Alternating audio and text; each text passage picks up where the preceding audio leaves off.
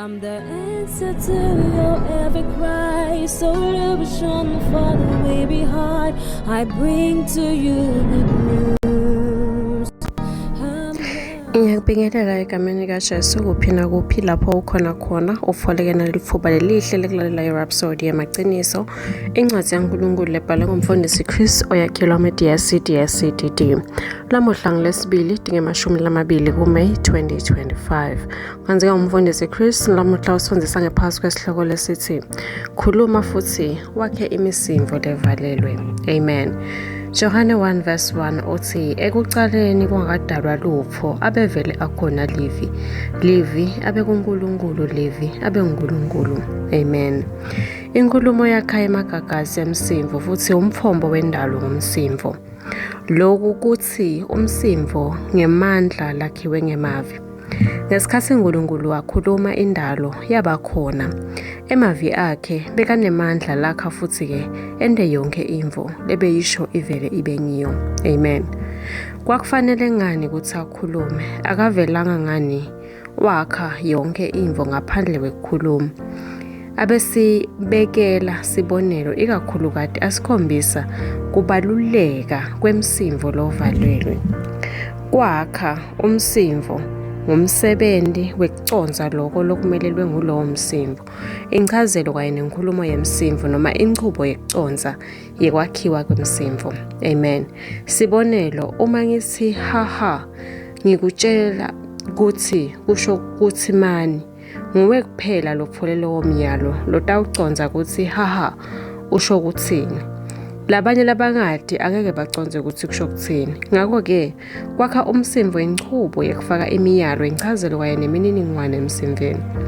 Uma ufundisa umfana lulwimi njengesibonelo usuke uhumusha noma uchaza umsimvo kulowo mfana ngekuthi ukhulume naye wendlulisela imvo thide emcomveni walowo mfana.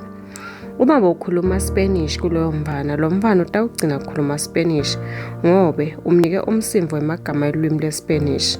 Ngakho ke kunekukhumbula lo mfana uyawubamba umlayeto. Manje nakuNkulunkulu la kwenda wakhuluma indalo yaphila. Ngesikhathi athi akube nekukhanya kukhanya kwabakhona.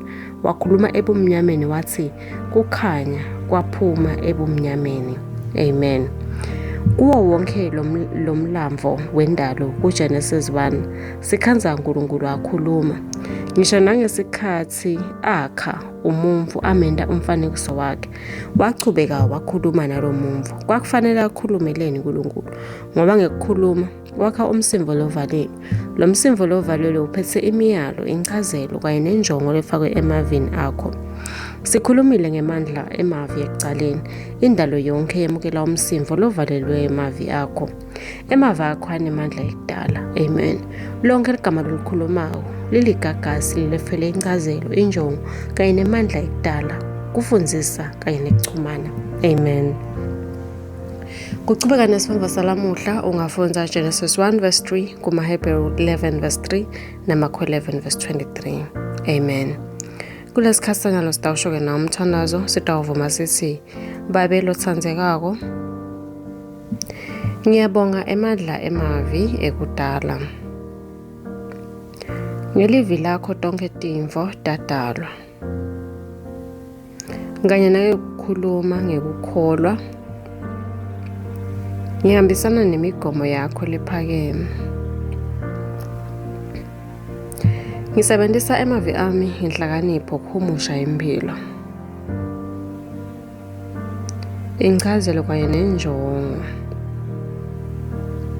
kuko konke lengikukhulumako. Ngiyabonga ukumfundisa lamaqiniso lajulile.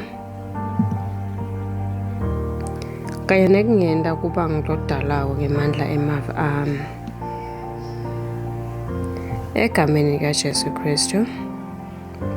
Amen. Ngiyathemba ukuthi uyijabulele kakhulu iRhapsody FM namuhla.